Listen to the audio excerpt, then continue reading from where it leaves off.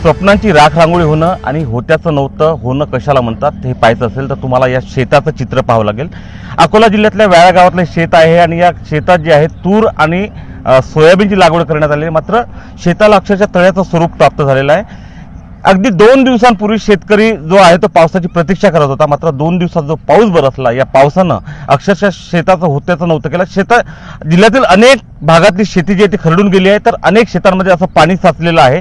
त्यामुळे हा हंगाम आता शेतकऱ्यांचा वाया जातो की काय अशी जी भीती आहे ती शेतकऱ्यांच्या मनात आहे। त्यामुळे आता शेतकऱ्यांना जी अपेक्षा आहे, वरुण राजा तर बरसला, मात्र पुढची अपेक्षा जी आहे शेतकऱ्यांना जगण्यासाठी ती अपेक्षा आहे सरकारकडून आणि मायबाप सरकार शेतकऱ्यांना या परिस्थितीतून बाहेर काढण्यासाठी काही करेल अशी अपेक्षा अकोला जिल्ह्यातला शेतकरी व्यक्त करतोय। उमेश अरोने, एबीपी माझा, व्याळा, अकोला। एबीपी माझा, उघडा डोळे बघा नीट।